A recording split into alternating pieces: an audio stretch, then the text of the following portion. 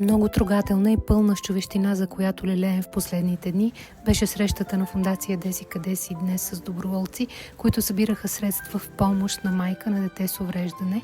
За тази среща ще ви разкажа в друго видео. Сега вижте малко кадри от пейката, когато се събрахме всички и похапвахме това, което всеки беше донесъл, за да зарадва другия.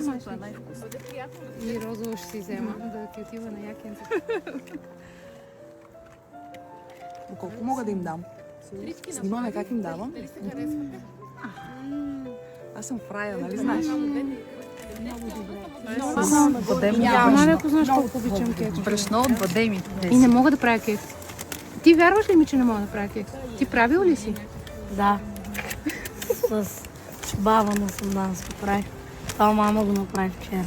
Бабо от Сандански, благодаря ти, че си научила детето да прави кекс. Този сигурно е много вкусен, като е от мама.